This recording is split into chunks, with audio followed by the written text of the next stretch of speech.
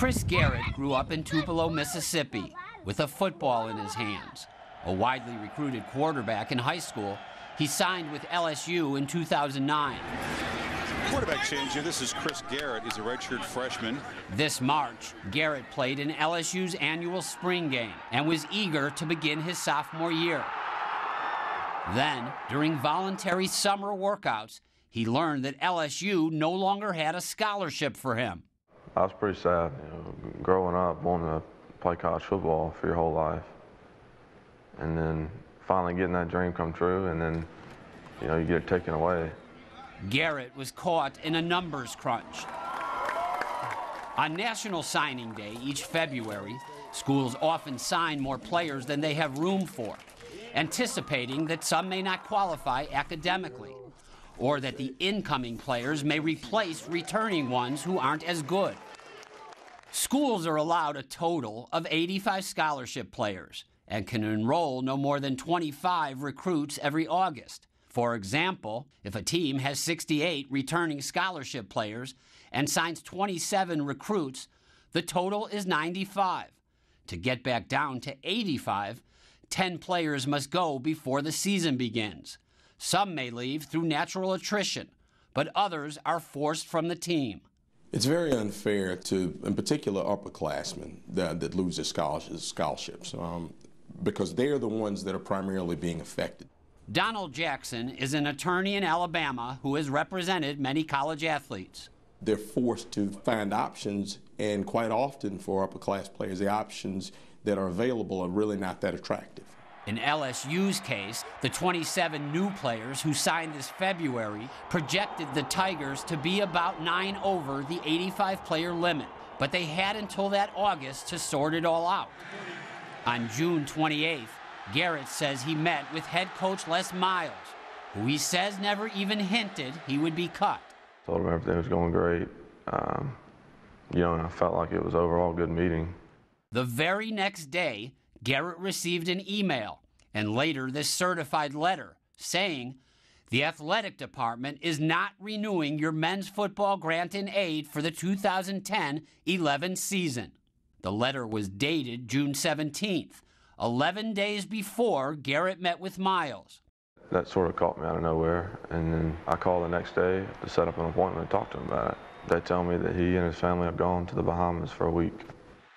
Les Miles declined to be interviewed for this story.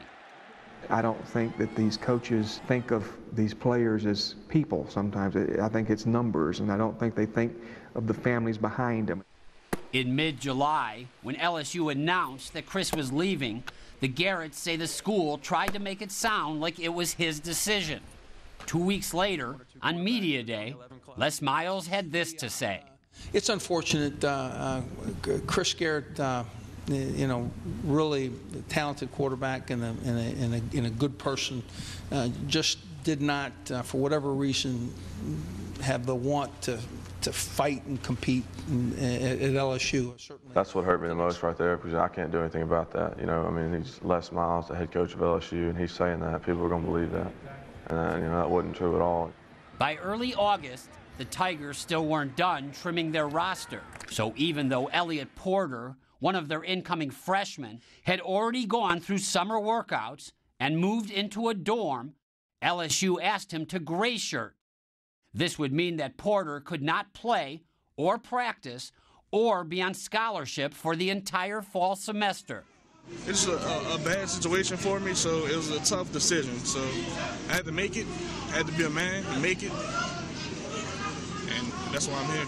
Where student athletes are not told in advance about the possibility of having to gray shirt their freshman year, that obviously leads to hard feelings, and it gets awfully close to satisfying the elements of common law fraud. Elliott Porter's now on scholarship at Kentucky.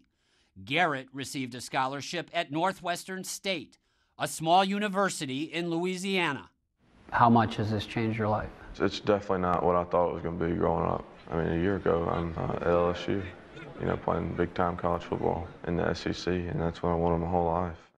While oversigning is a national issue, it is most common in the SEC, Those schools are only allowed 85 scholarship players. Over the past 4 years, the SEC has signed an average of 103 recruits per school. This is more than any other BCS conference, and significantly more than the Big Ten, which averaged 86 recruits, thanks to its strict rules on oversigning. In an effort to curb its oversigning, this year the SEC began limiting schools to 28 signees per season. There are probably a couple of triggers that happened in recent years where, on a limited basis, the numbers involving a couple of football teams got to a level where folks were not comfortable not having a cap. The most glaring trigger occurred on National Signing Day in 2009, when Houston Nutt signed a whopping 37 players at Mississippi, and then joked about it with the media. There's no rule that says we can't sign 80. All I know is we got to have 25. We got to have 25 ready to go in August. I've seen it very, very often, 28, 29, even into the 30s, you know, people signing, figuring how they're going to get down at a later date. Former Auburn coach Terry Bowden is now in his second year as coach of Division II, North Alabama. Every coach needs to make a moral decision of at what point do they make a promise to a young man and then don't fulfill that promise. One of Bowden's players this year was transfer Stephen Wesley, a senior defensive end. He says he thought he'd be staying at Miami, where he had started in 17 games the past 2 seasons. Stephen Wesley, the defensive end, drops him for a loss. But in late July, before anyone told him there might be a problem with his scholarship, he started receiving calls from Division II coaches. Why were Division II schools calling you before Miami told you anything? Probably because somebody on the coaching staff gave my number out to some of the Division II coaches around the country, telling them that Stephen Wesley wasn't going to be able to play here this year. That same month, Miami added a sensational late signee, former USC recruit Chantrell Henderson. Wesley says Miami was trying to free up scholarship space, but says that's not quite what he was told by then head coach Randy Shannon, who declined to be interviewed. I asked him what the problem was, and he told me that it was a financial aid issue, and that's all he really told me. How did you feel at that moment?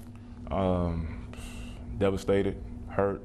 You taking a scholarship from a guy who put his heart and soul to that program for 4 years, and then to take his scholarship and give it to a guy who hasn't done anything for that program yet, you know, and says a lot. These coaches take you under their wing and, you know, tell you, we're going to take care of your boy. You go from that to getting a form letter with never a word spoken, and I think that's where it hurts and where the trust is broken.